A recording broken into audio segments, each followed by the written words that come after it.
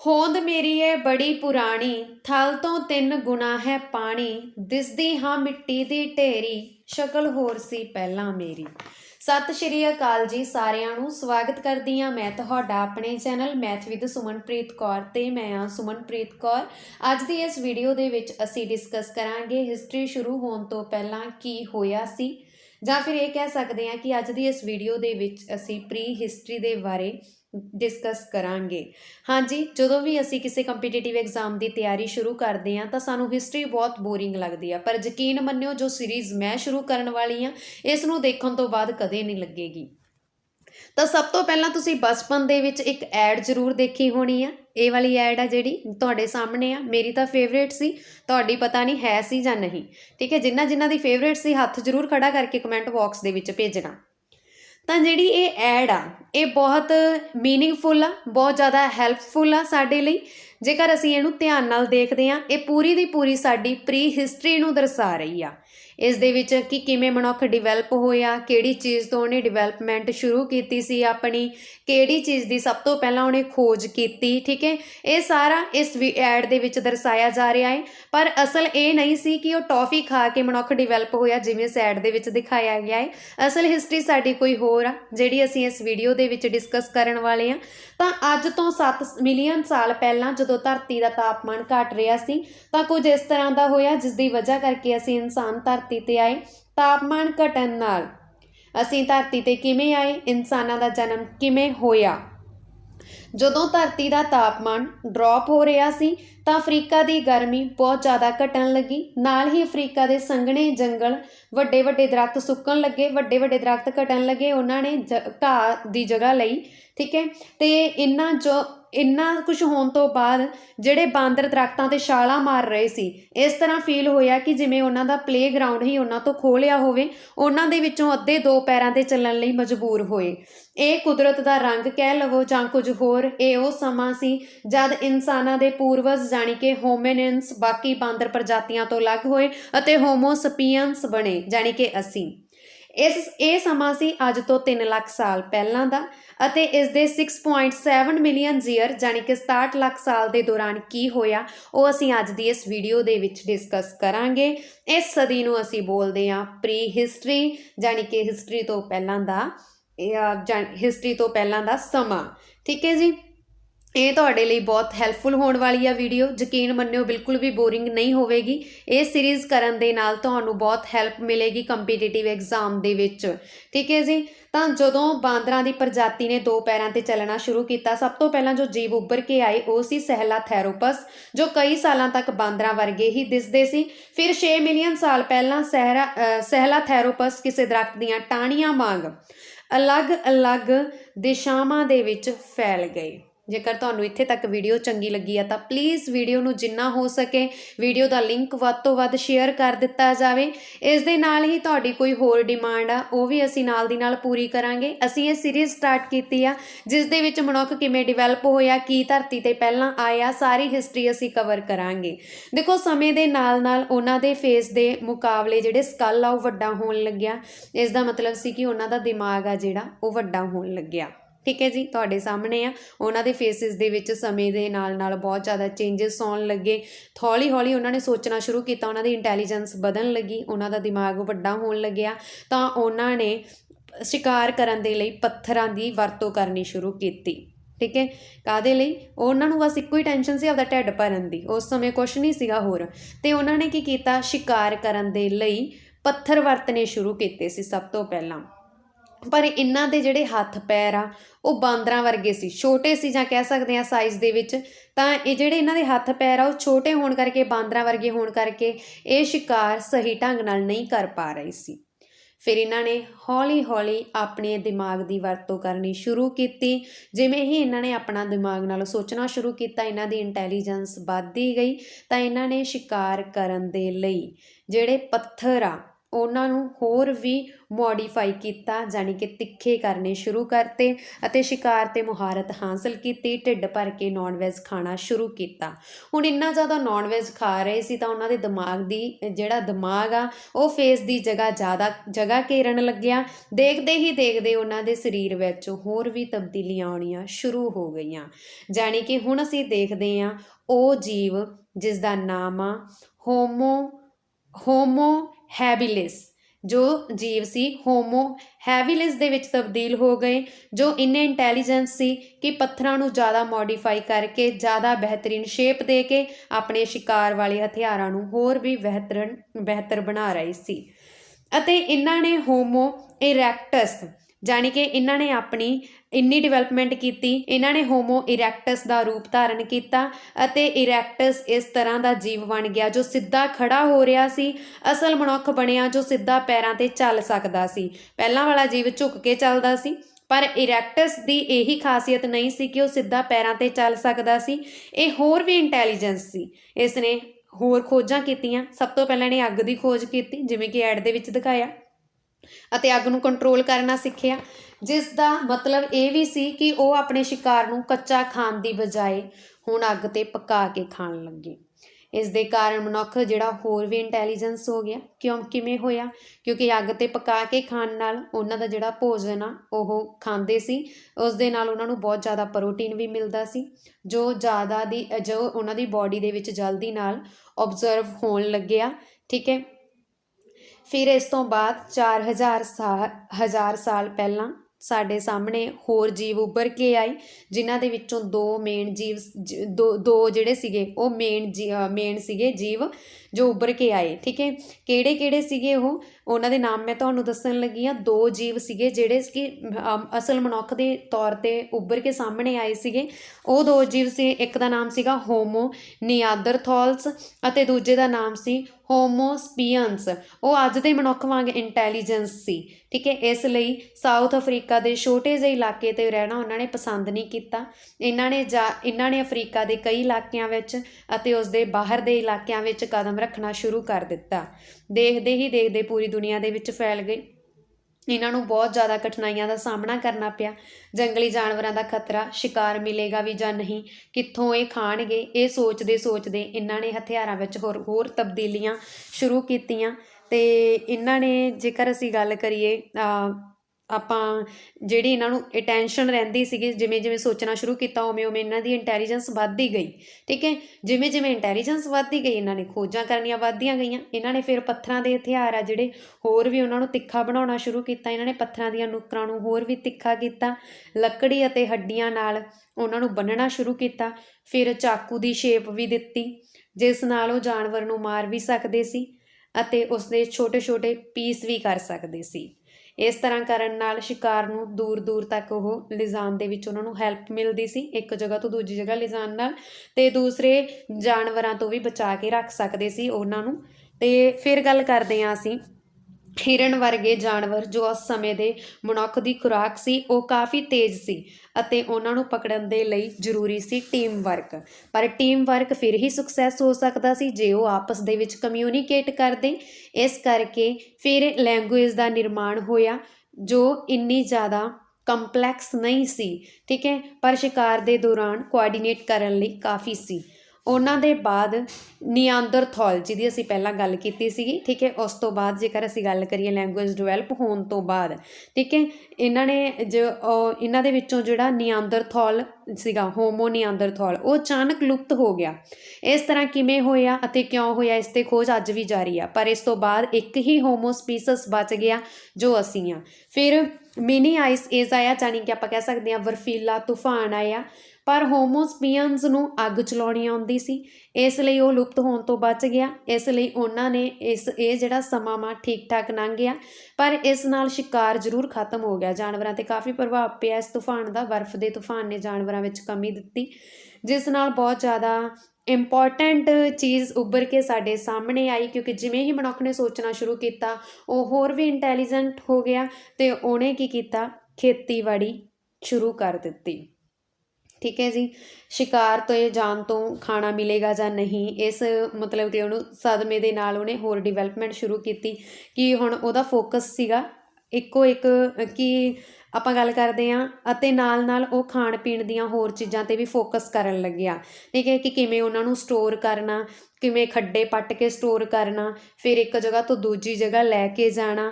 ਇਸ ਦੇ ਲਈ ਉਹਨੇ ਪਹੀਏ ਦੀ ਖੋਜ ਕੀਤੀ, ਬੇਲ ਗੱਡੀ ਦੀ ਖੋਜ ਕੀਤੀ। ਹੌਲੀ ਹੌਲੀ ਇਹ ਡਿਵੈਲਪਮੈਂਟ ਹੁੰਦੀ ਗਈ ਅਤੇ ਫਿਰ ਉਸ ਤੋਂ ਬਾਅਦ ਕੀ ਆ ਕਿ ਅਸੀਂ ਜਿਹੜੀ ਡਿਵੈਲਪਮੈਂਟ ਆ ਇੰਨੀ ਜ਼ਿਆਦਾ ਵੱਧ ਗਈ ਅਤੇ ਕਿ ਮਨੁੱਖ ਨੇ ਚੰਦ 'ਤੇ ਜਾਣਾ ਵੀ ਸ਼ੁਰੂ ਕਰ ਦਿੱਤਾ। ਹੁਣ ਦੇ ਸਮੇਂ 'ਚ ਅਸੀਂ ਜਾ ਹੀ ਰਹੇ ਹਾਂ। ਠੀਕ ਹੈ ਜੀ। ਅਤੇ ਇਹ ਡਿਵੈਲਪਮੈਂਟ ਬਹੁਤ ਜ਼ਿਆਦਾ ਵੱਧਦੀਆਂ ਗਈਆਂ ਅਤੇ ਅੱਜ ਤੁਸੀਂ ਦੇਖ ਸਕਦੇ ਹੋ ਇਸ ਡਿਵੈਲਪਮੈਂਟ ਕਿੱਥੇ ਤੱਕ ਪਹੁੰਚ ਗਈ ਆ ਅੱਜ ਦੇ ਯੁੱਗ ਦੇ ਵਿੱਚ। ਠੀਕ ਹੈ ਜੀ। ਜਿਵੇਂ ਹੀ ਮਨੁੱਖ ਹੋਂਦ ਵਿੱਚ ਆਇਆ, ਉਹਨੇ ਧਰਤੀ 'ਤੇ ਜਿਹੜੇ ਆ ਲੈਂਡਮਾਰਕ ਤੁਹਾਨੂੰ ਦਿਖ ਰਹੇ ਆ, ਬਾਕੀ ਬਲੂ ਕਲਰ ਦਾ ਤਾਂ ਸਾਰਾ ਪਾਣੀ ਪਾਣੀ ਆ। ਠੀਕ ਹੈ। ਜਿਹੜੇ ਲੈਂਡਮਾਰਕ ਦਿਸ ਰਹੇ ਆ, ਉਹਨੇ ਇਹਨਾਂ ਦੀ ਖੋਜ ਕੀਤੀ, ਇਹਨਾਂ ਨੂੰ ਨਾਮ ਦਿੱਤੇ ਅਲੱਗ-ਅਲੱਗ।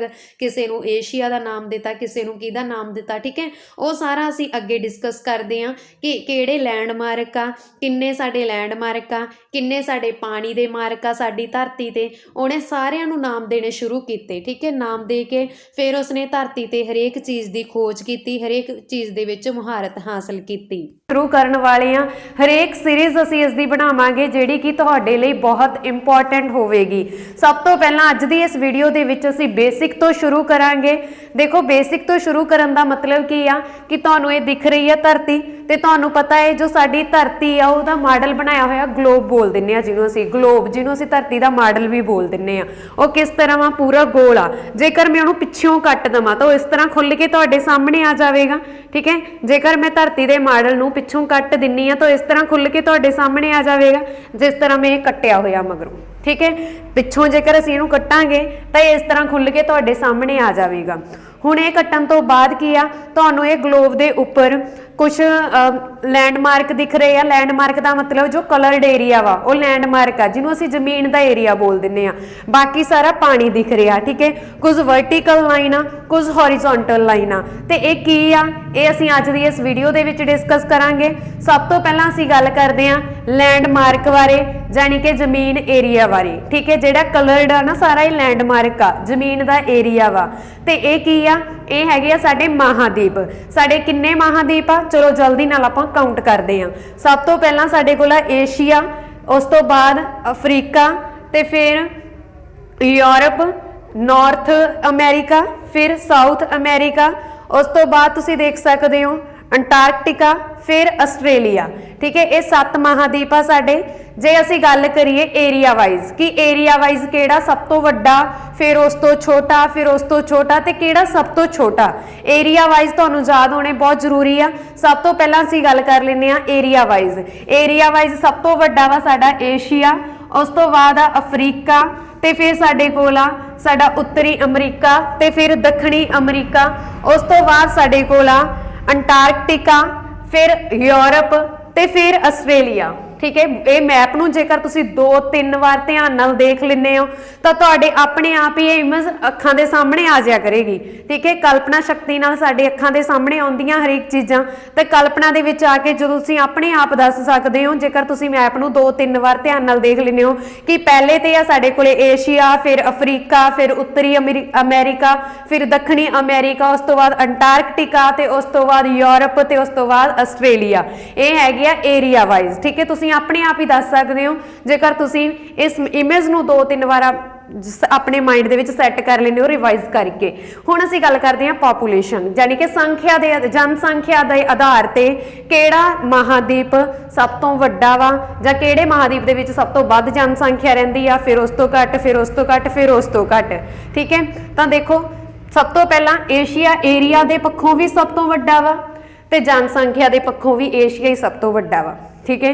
ਫਿਰ ਉਸ ਤੋਂ ਛੋਟਾ ਆ ਜਾਂਦਾ ਵਾ ਅਫਰੀਕਾ। ਇਹ ਏਰੀਆ ਦੇ ਪੱਖੋਂ ਵੀ ਏਸ਼ੀਆ ਨਾਲੋਂ ਛੋਟਾ ਵਾ। ਠੀਕ ਹੈ। ਦੂਜੇ ਨੰਬਰ ਤੇ ਏਰੀਆ ਦੇ ਪੱਖੋਂ। ਤੇ ਜੇਕਰ ਅਸੀਂ ਗੱਲ ਕਰੀਏ ਜਨਸੰਖਿਆ ਦੇ ਆਧਾਰ ਤੇ ਵੀ ਇਹ ਦੂਜੇ ਨੰਬਰ ਤੇ ਹੀ ਆ। ਅੱਗੇ ਏਰੀਆ ਵਾਈਜ਼ 3rd ਤੇ ਨਾਰਥ ਅਮਰੀਕਾ ਸੀ, ਪਰ ਹੁਣ ਜਨਸੰਖਿਆ ਦੇ ਪੱਖੋਂ ਗੱਲ ਕਰ ਰਹੇ ਹਾਂ 3rd ਤੇ ਆ ਯੂਰਪ। ਯੂਰਪ 3rd ਤੇ ਆ ਜਨਸੰਖਿਆ ਦੇ ਪੱਖੋਂ। ਠੀਕ ਹੈ।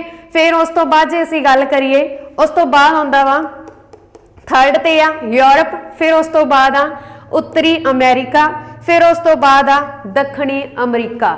ठीक है, दक्षिणी अमरीका, ते उस तो बाद आ आस्ट्रेलिया, ਤੇ ਉਸ ਤੋਂ ਬਾਅਦ ਸਭ ਤੋਂ ਘੱਟ ਜਨਸੰਖਿਆ ਵਾ ਅੰਟਾਰਕਟਿਕਾ ਦੇ ਵਿੱਚ। ਕਿਹਦੇ ਵਿੱਚ? ਅੰਟਾਰਕਟਿਕਾ ਦੇ ਵਿੱਚ। ਇਹ 7 ਸਾਡੇ ਮਹਾਂਦੀਪ ਆ ਜਿਹੜੇ ਮੈਂ ਤੁਹਾਨੂੰ ਜਨਸੰਖਿਆ ਦੇ ਪੱਖੋਂ ਵੀ ਦੱਸ ਦਿੱਤੇ ਆ ਕਿ ਕਿਹੜਾ ਵੱਡਾ ਤੇ ਕਿਹੜਾ ਛੋਟਾ, ਤੇ ਸਾਰੇ ਜਿਹੜੇ ਏਰੀਆ ਵਾਈਜ਼ ਵੀ ਦੱਸ ਦਿੱਤੇ ਆ। ਸਭ ਤੋਂ ਇੰਪੋਰਟੈਂਟ ਆ ਤੁਹਾਡੇ ਲਈ ਕਿ ਏਰੀਆ ਵਾਈਜ਼ ਸਭ ਤੋਂ ਵੱਡਾ ਏਸ਼ੀਆ, ਸਭ ਤੋਂ ਛੋਟਾ ਆਸਟ੍ਰੇਲੀਆ, ਠੀਕ ਹੈ। ਤੇ ਜੇਕਰ ਅਸੀਂ ਜਨਸੰਖਿਆ ਦੇ ਪੱਖੋਂ ਗੱਲ ਕਰੀਏ, ਸਭ ਤੋਂ ਵੱਡਾ ਆਸਟ੍ਰੇਲੀਆ ਤੇ ਸਭ ਤੋਂ ਛੋਟਾ ਅੰਟਾਰਕਟਿਕਾ, ठीक है जी।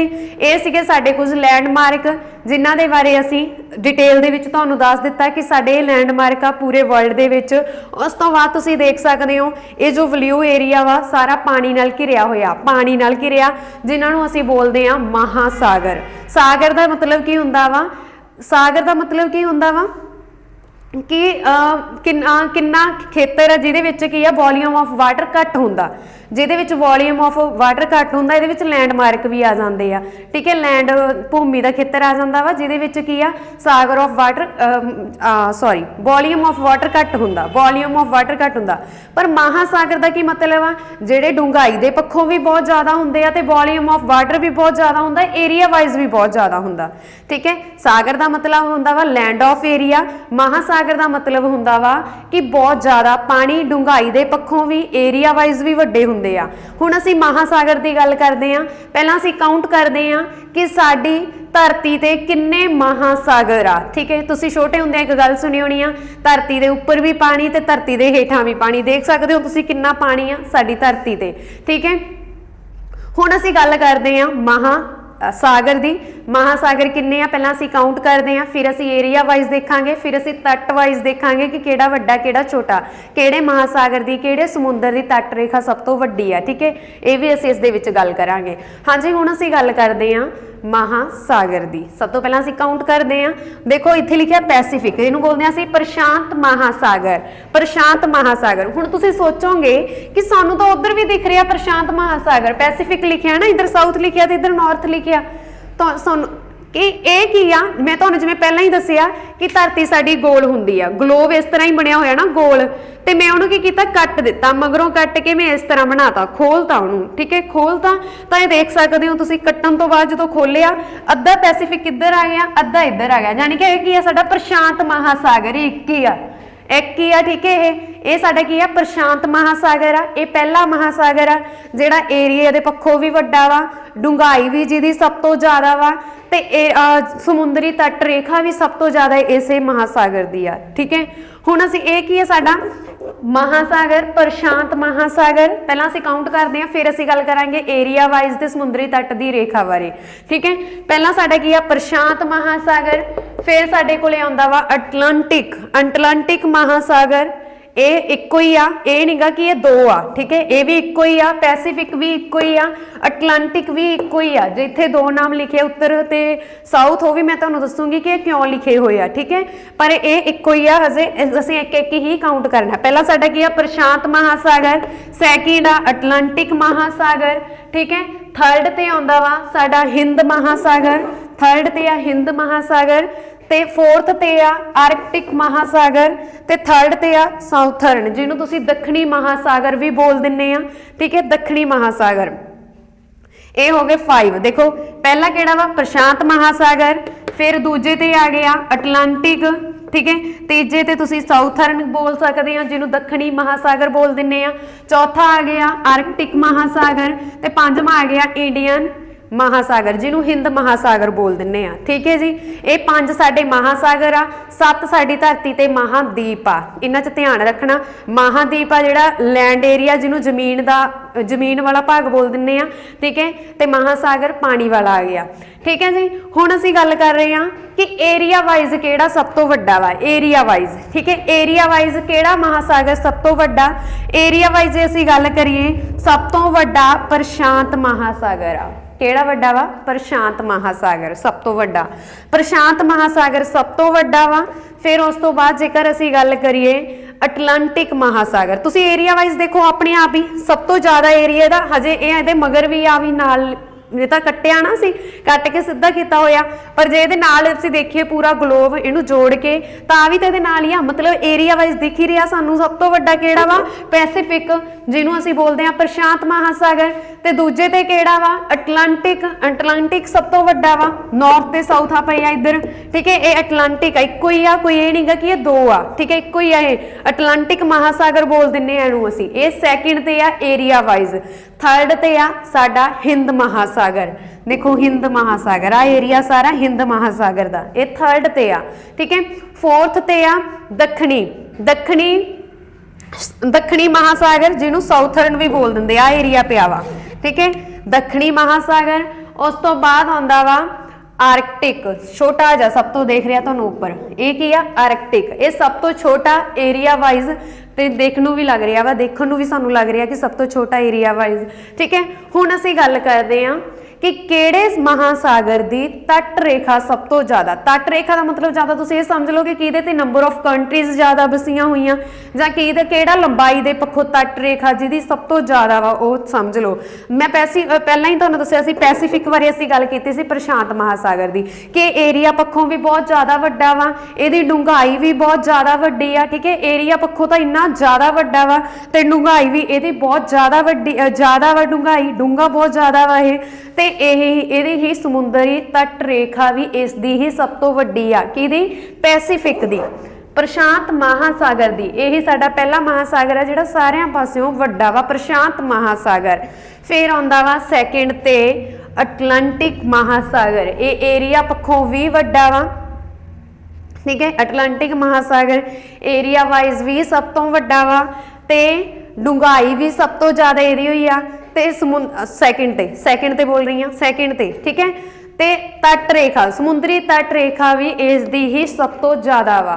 हुण असीं गल करिए थर्ड दी, एरिया वाइज थर्ड ते आउंदा वा हिंद महासागर, एरिया वाइज भी थर्ड ते, डूंघाई भी इस दी ही सब तो ज़्यादा थर्ड ते जे असीं गल करिए थर्ड नंबर ते, ठीक है। ते समुद्री तट रेखा दे विच भी ये थर्ड ते ही आ हिंद महासागर। आर्कटिक हुण इहदे विच थोड़ा जिहा है कि समुद्री तट रेखा आर्कटिक दी वड्डी आ, ठीक है। एरिया वाइज वड्डा वा दक्षिणी महासागर, पर समुद्री तट रेखा देखिए भी किहदी सब तो वड्डी आ, ਤਾਂ ਇਹਨਾਂ ਦੋਨਾਂ ਦੇ ਵਿੱਚੋਂ ਹੁਣ 4th ਤੇ 5th ਪੋਜੀਸ਼ਨ ਚੇਂਜ ਹੋ ਗਈ, ਠੀਕ ਹੈ। ਹੁਣ 4th ਤੇ ਆ ਗਿਆ ਆਰਕਟਿਕ, ਏਰੀਆ ਵਾਈਜ਼ ਸੀਗਾ ਦੱਖਣੀ ਮਹਾਸਾਗਰ, ਤੇ 4th ਤੇ ਹੁਣ ਜੇਕਰ ਅਸੀਂ ਗੱਲ ਕਰੀਏ 4th ਤੇ ਏਰੀਆ ਵਾਈਜ਼ ਸੀਗਾ ਦੱਖਣੀ ਮਹਾਸਾਗਰ, ਤੇ ਹੁਣ ਆਰਕਟਿਕ ਆ ਗਿਆ ਸਮੁੰਦਰੀ ਤੱਟ ਰੇਖਾ ਦੇ ਅਕੋਰਡਿੰਗ, ਠੀਕ ਹੈ। ਫਿਰ 5th ਤੇ ਬਚ ਗਿਆ ਸਾਡੇ ਕੋਲ ਹੀ ਦੱਖਣੀ, ਠੀਕ ਹੈ। ਹੁਣ ਤੱਟ ਰੇਖਾ ਸਭ ਤੋਂ ਵੱਡੀ ਪ੍ਰਸ਼ਾਂਤ ਮਹਾਸਾਗਰ ਦੀ ਆ, ਸਭ ਤੋਂ ਛੋਟੀ ਆ ਦੱਖਣੀ ਮਹਾਸਾਗਰ ਦੀ, ਤੇ ਏਰੀਆ ਵਾਈਜ਼ ਸਭ ਤੋਂ ਵੱਡਾ ਪ੍ਰਸ਼ਾਂਤ ਮਹਾਸਾਗਰ ਆ, ਸਭ ਤੋਂ ਛੋਟਾ ਕਿਹੜਾ ਆਰਕਟਿਕ, ठीक है जी। उम्मीद करती हैं कि इत्थे तक तुहानूं वीडियो बहुत पसंद आई होगी। जेकर पसंद आई है तो जल्दी नाल वीडियो नूं शेयर कर दो। हुण असीं अगे गल करते हैं धरती के बारे, आ लाइनां क्यों खिच्चियां गईयां, इन्हां दा की मीनिंग आ, वर्टिकल लाइन हॉरिजोंटल लाइनस क्यों बनाईयां गईयां।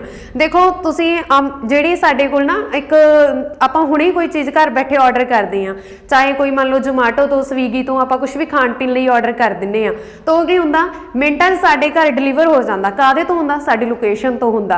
ਜਿਹੜੀ ਲੋਕੇਸ਼ਨ ਆ ਉਹ ਇਹ ਜਿਹੜੀਆਂ ਲਾਈਨਾਂ ਦੀ ਗੱਲ ਕਰੀਏ, ਲੋਕੇਸ਼ਨ ਇਹਨਾਂ ਲਾਈਨਾਂ ਤੋਂ ਟਰੈਕ ਹੁੰਦੀ ਆ, ਲਾਈਨਾਂ ਦੇ ਅਕੋਰਡਿੰਗ ਲੋਕੇਸ਼ਨ ਬਣੀ ਕਿ ਸਾਡਾ ਘਰ ਕਿੱਥੇ ਆ, 0 to 0 ਪੁਆਇੰਟ ਸਾਡੇ ਕੋਲ ਪਹੁੰਚ ਜਾਂਦਾ ਇਹ, ਠੀਕ ਹੈ। ਇਹ ਜਿਹੜੀ ਲੋਕੇਸ਼ਨਸ ਦੇ ਵਿੱਚ ਇਹ ਲਾਈਨਾਂ ਦਾ ਬਹੁਤ ਮਹੱਤਵ ਆ। ਇਹ ਲਾਈਨਾਂ ਕੋਈ ਪਹਿਲਾਂ ਹੀ ਨਹੀਂ ਸੀ ਧਰਤੀ ਤੇ, ਜਿਵੇਂ ਲੈਂਡਮਾਰਕ ਤੇ ਆਹ ਆਪਾਂ ਗੱਲ ਕਰੀਏ ਵਾਟਰ ਮਾਰਕ ਦੀ, ਇਹ ਸਾਰੇ ਧਰਤੀ ਤੇ ਪਹਿਲਾਂ ਹੀ ਸੀ। ਇਹਨਾਂ ਨੂੰ ਅਸੀਂ ਆਇਡੈਂਟਿਟੀ ਦਿੱਤੀ, ਇੱਕ ਨਾਮ ਦੇ ਕੇ, ਨਾਮ ਦੇਣ ਤੋਂ ਬਾਅਦ ਕੀ ਆ ਆਇਡੈਂਟਿਟੀ ਦੇਤੀ, ਇਹਨਾਂ ਦੇ ਨਾਮ ਰੱਖਤੇ, ठीक है। पर विग्यानियां ने आ जिहड़ियां काल्पनिक रेखा खिच्चियां, ये रेखा पहला नहीं सीगियां, जिवें एक सैकेंड ते तुहानूं विचकारों बिल्कुल सेंटर च एक लाइन दिख रही है, फिर ये दित्ती आ, ठीक है। ये की है काल्पनिक रेखावां, ये पहला नहीं सीगियां, ये विग्यानियां ने खोजां करदे वक्त खिच्चियां धरती का मॉडल तैयार करन दे लई, ते कित्थों दी लोकेशन वगैरह सारी इन्हां तो ही बनी सीगी, ठीक है। हुण असीं सब तो पहलां गल करदे हां भूमध रेखा। तुसीं बहुत बार सुनिया होना भूमध रेखा की आ, वो क्यों ड्रॉ कीती, कित्थे आ वो असीं हुण डिस्कस करदे हां। हाँ जी, सब तो पहलां देखो तुहानूं आ लाइन दिख रही है 0 डिग्री तो जा रही है बिल्कुल सेंटर दे विच, जिहड़ी धरती नूं 2 बराबर भागां दे विच कट रही है, इहनूं असीं बोल दिंदे आ भूमध रेखा। की बोलदे आ भूमध रेखा। ਇਹ ਲਾਈਨ ਧਰਤੀ ਨੂੰ 2 ਬਰਾਬਰ ਭਾਗਾਂ ਦੇ ਵਿੱਚ ਕੱਟਦੀ ਆ, ਇੱਕ ਬਣ ਜਾਂਦਾ ਉੱਤਰੀ ਅਰਧ ਗੋਲਾ ਤੇ ਦੂਸਰਾ ਬਣ ਜਾਂਦਾ ਦੱਖਣੀ ਅਰਧ ਗੋਲਾ, ठीक है। ये लाइन आ जिहड़ी धरती नूं दो बराबर भागां दे विच कटदी आ, इहनूं असीं बोलदे हां भूमध रेखा। ठीक है जी, ये हैगी भूमध रेखा। ते हुण देखो उस तो बाद बाकी दियां सारियां लाइनां इहदे पैरलर ड्रॉ कीतियां गईयां। ये सारियां लाइनां की आ इहदे पैरलर ड्रॉ कर दित्तियां गईयां। ठीक है, पैरलर ड्रॉ करन तो बाद तुसीं देखो ਜਿਹੜੀ एक लाइन आ रही दिख रही है ਤੁਹਾਨੂੰ जिथे नॉर्थ पैसीफिक लिखिया ਤੇ एक ਤੁਹਾਨੂੰ ਇਹ लाइन दिख रही है जिथे ਆਸਟ੍ਰੇਲੀਆ लिखिया होया। ठीक है, ये ਜਿਹੜੀ लाइन आ ਹੇਠਾਂ वाली ਇਹਨੂੰ ਅਸੀਂ बोलते हैं मकर रेखा। मकर रेखा ਇਹ ਕਿਹਦੇ ਤੇ ਬਣੀ ਹੋਈ ਆ 23.5 डिग्री अक्षांश ते बनी हुई आ। ठीक है, 23.5 इनू दक्षिणी अक्षांश भी बोल दिंदे आ। ठीक है, क्योंकि दक्षिण वाले एरिए च आ गई ना हेठा भूमध रेखा तो हेठा आ गई, इनू बोलते हैं मकर रेखा। ते फिर उस तो बाद करक रेखा उपर देख सकते हो तुसीं इत्थे बनी है करक रेखा। ये भी 23.5 डिग्री अक्षांश ते बनी हुई है, उत्तरी अक्षांश भी बोल दिंदे आ। ये की आ ये हैगी आ साडी करक रेखा जिहड़ी बिल्कुल सेंटर च भूमध रेखा वा जिहड़ी 0 डिग्री ते बनी हुई आ। फिर 23.5 डिग्री ते बनी आ मकर रेखा हेठां वल, फिर थोड़ी उपर बनी हुई आ उन्नी ही स्पेस ते डिस्टेंस सेम आ दोनों च। ठीक है, इहनूं असीं बोलदे आ करक रेखा। करक रेखा फिर थोड़ा उपर होर जाइए आ तुहानूं आर्कटिक दिख रहा वा आर्कटिक महासागर, तां इहदे विच जिहड़ा ये बनी हुई आ लाइन ये 66.5 डिग्री ते बनी हुई आ। ठीक है, ਇਹਨੂੰ ਇਹ ਆਰਕਟਿਕ ਲਾਈਨ ਵੀ ਬੋਲ ਸਕਦੇ ਆ ਅਸੀਂ, ਆਰਕਟਿਕ ਲਾਈਨ ਕਿਹਾ ਜਾਂਦਾ ਇਹਨੂੰ रेखा आर्कटिक रेखा। फिर सेम इसे तरह आह अंटार्कटिका दिख रहा ਤੁਹਾਨੂੰ एक लाइन इत्थे आ बिल्कुल सिरेजे ते। ठीक है, ये भी 66.5 डिग्री ते बनी हुई आ ते ਇਹਨੂੰ अंटार्कटिक रेखा भी बोलिया जाता वा। ये भी तुसीं ध्यान च रखना ये ਜਿਹੜੀਆਂ ਲਾਈਨਾਂ ਵਾ। ठीक है, हुण उस तो बाद ਅਸੀਂ ਗੱਲ ਕਰਦੇ ਹਾਂ ਜਿਹੜੀਆਂ आह दूसरी खड़मियां लाइनां बनिया हुई वा। ये खड़मियां लाइनां भी देखो 0 डिग्री तो जिहड़ी बिल्कुल सेंटर च बनी आ, ਇਹ ਕਿੱਧਰੋਂ ਬਣੀ ਆ ਇੱਥੋਂ ਇਹ ਬਣੀ ਆ, ਇਹਨੂੰ ਬੋਲਦੇ ਆ ਉੱਤਰੀ ਧਰੁਵ ਤੇ ਇਹਨੂੰ ਬੋਲ ਦਿੰਦੇ ਆ ਦੱਖਣੀ ਧਰੁਵ। ਪਰ ਜਿਹੜੀਆਂ ਇਹਦੇ ਵਿੱਚ ਲਾਈਨਾਂ ਬਣੀਆਂ ਉਹ ਪੈਰਲਰ ਨਹੀਂ ਗੀਆਂ। ਜਿਹੜੀਆਂ ਆ ਲਾਈਨਾਂ ਵਾ ਨਾ ਹੌਰੀਜ਼ੌਂਟਲ ਇਹ ਤਾਂ ਪੈਰਲਰ ਆ, ਪਰ ਵਰਟੀਕਲੀ ਲਾਈਨਾਂ ਆਪਸ ਚ ਪੈਰਲਰ ਨਹੀਂ ਗੀਆਂ। ਠੀਕ ਹੈ, ਇਹ ਹੈ ਉੱਤਰੀ ਤੇ ਇਹ ਹੈ ਦੱਖਣੀ। ਬਾਕੀ ਜੋ ਸਾਰੀਆਂ ਲਾਈਨਾਂ ਬਣੀਆਂ ਵਾ ਤੁਹਾਨੂੰ ਇਹ ਮੈਂ ਦੱਸ ਦਿੱਤਾ ਆਲਰੇਡੀ ਕਿ ਲੋਕੇਸ਼ਨ ਦੇ ਲਈ ਬਣੀਆਂ। ਤੇ ਇੱਥੋਂ ਇਹਨਾਂ ਲਾਈਨਾਂ ਤੋਂ ਹੀ ਸਾਨੂੰ ਲੋਕੇਸ਼ਨ ਦਾ ਪਤਾ ਲੱਗਦਾ ਕਿ ਕਿਹੜੀ ਕੰਟਰੀ ਕਿੱਥੇ ਪਈ ਆ ਜਾਂ ਕਿਹੜੀ ਕੰਟਰੀ ਕਿਹੜੇ ਮਹਾਸਾਗਰ ਦੇ ਵਿੱਚ ਆ ਜਾਂਦੀ ਆ। ਠੀਕ ਹੈ, ਇਹ ਸਾਰਾ ਸਾਨੂੰ ਇਹਨਾਂ ਲਾਈਨਾਂ ਤੋਂ ਹੀ ਅੰਦਾਜ਼ਾ ਹੋਇਆ ਸੀ। ਇਹ ਵਿਗਿਆਨੀਆਂ ਦੀਆਂ ਕਲਪਨਿਕ ਰੇਖਾਵਾਂ ਖਿੱਚੀਆਂ ਹੋਈਆਂ ਨੇ। ਠੀਕ ਹੈ, ਕੋਈ ਪਹਿਲਾਂ ਹੀ ਨਹੀਂ ਸੀਗੀਆਂ। ਠੀਕ है जी, उम्मीद करती हैं कि तुहानू अज दी साडी वीडियो पसंद आई होवेगी। जेकर वीडियो पसंद आई आ तो वीडियो नू वध तो वध शेयर जरूर कर दो। कल दे पार्ट दे विच असीं करांगे कि साडे वर्ल्ड मैप ते नंबर ऑफ कंट्रीज किन्नियां ने, किहड़ी एरिया वाइज सब तो वड्डी आ ते किहड़ी छोटी आ, वो असीं कल दे पार्ट दे विच डिस्कस करांगे। असीं पूरी दी पूरी सीरीज स्टार्ट कीती आ वर्ल्ड मैप ते तां जो पूरा सीक्वेंस वाइज असीं चल सकीए जिमें जिमें साडी धरती दे खोजां होईयां सी। ठीक है, किहड़ी बाकी सारे तो नाम ही दिते गए आ, ये तो पहले ही सी। ठीक है, नाम की है जिमें सानू साडे नाम दिते जांदे, जिवें मेरा नाम सुमनप्रीत कौर आ, तुहाडा भी कोई नाम है। ठीक है, ये सारी साडी आइडेंटिटी आ, ये सानू शुरू तो ही नहीं मिले सी। ठीक है जी, जिवें सानू हथ पैर मिले सी, नाम शुरू तो नहीं मिले सी, उस तरह धरती आ, धरती के जिहड़े जिन्ने हिस्से आ नाम असों ही रखे हुए आ इन्हां दे। ठीक है जी, साडे विग्यानियां ने रखे आ जिन्हां ने खोजां कीतियां। ते हुण असीं कल दी वीडियो दे विच असीं करांगे नंबर ऑफ कंट्रीज किन्नियां ने, किहड़ी एरिया वाइज वड्डी आ ते किहड़ी छोटी आ, इह असीं कल दी वीडियो दे विच डिस्कस करांगे। उम्मीद करदी हां कि अज दी वीडियो तुहानूं पसंद आई होवेगी। जेकर अज दी वीडियो तुहानूं चंगी लगी तां वीडियो नूं वध तों वध शेयर जरूर कर देना तां जो असीं जल्द ही अगला पार्ट लैके आईए बिल्कुल इसे तरह इंटरस्टिंग वे दे विच। हाँ जी, वीडियो नूं देखण लई तुहाडा बहुत बहुत धन्नवाद। Thanks for watching.